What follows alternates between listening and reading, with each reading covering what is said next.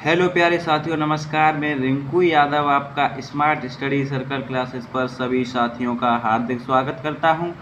प्यारे साथियों, आज की क्लास आपकी फिजिक्स की होगी, जो कि क्लास 12 की दृष्टि से मोस्ट इम्पोर्टेंट क्लास रहेगी, जिसमें आज हम एक मोस्ट इम्पोर्टेंट टॉपिक ओम का नियम लेकर आए हैं। ओम के नियम में हम क्या सीखेंगे, देखते हैं इस लेक्चर में। तो ओम का नियम है, वैज्ञानिक ओम थे, उन्होंने अपना जो नियम दिया था वो अपने नाम पर ही दिया था, जो कि ओम का नियम है।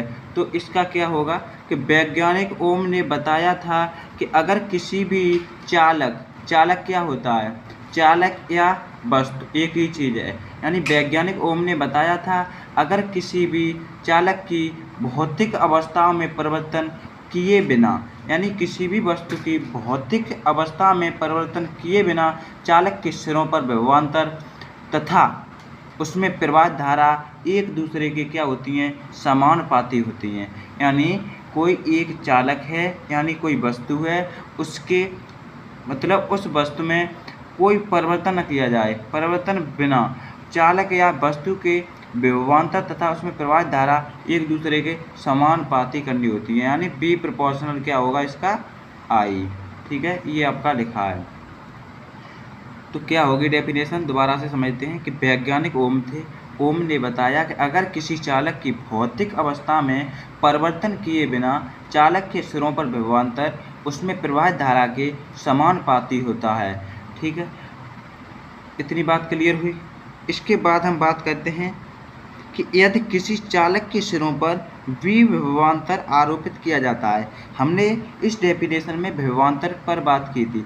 तो मान लीजिए बी विभवांतर है, बी विभवांतर से हम डिनोट कर रहे हैं विभवांतर को। उसके बाद क्या है, आरोपित किया जाता है, तो उसमें आई वैद्युत धारा उत्पन्न हो जाती है। कितनी वैद्युत धारा उत्पन्न हो जाती है, आई उत्पन्न हो जाती है वैद्युत धारा। और हमारी डेफिनेशन कह चुकी है कि विभवांतर है वो वैद्युत धारा के, यानी प्रवाहित वैद्युत धारा के समानुपाती है। जो हमारा विभवांतर है वैद्युत धारा के कैसा है, समानुपाती है। तो बी प्रोपोर्शनल आई हो जाएगा, वी प्रोपोर्शनल आई हो जाएगा, यानी विभवांतर प्रोपोर्शनल ये हो जाएगा हमारा क्या, वैद्युत धारा। बात क्लियर हुई। इसके बाद जब हम इस प्रोपोर्शनल को हटाते हैं तो एक क्या लेते हैं, कांस्टेंट लेते हैं। तो हमने कांस्टेंट ले लिया आर, जहाँ आर क्या है, एक समानुपाती नियतांक है, जिसे हम वैद्युत प्रतिरोध कहते हैं। क्या कहते हैं हम, वैद्युत प्रतिरोध कहते हैं। तो यहाँ क्या है हमारा, ये समानुपाती नियतांक है, जिसे हम वैद्युत प्रतिरोध कहते हैं। ठीक है, अगर हम यहाँ से आर की वैल्यू निकालें तो आर की वैल्यू क्या हो जाएगी, आर बराबर बी अपॉन आई हो जाएगा कि नहीं, आर बराबर बी अपॉन आई हो जाएगा। ये बात क्लियर हुई। इसके बाद अगर हम ओम के नियम का ग्राफ समझें तो ग्राफ पर चलते हैं।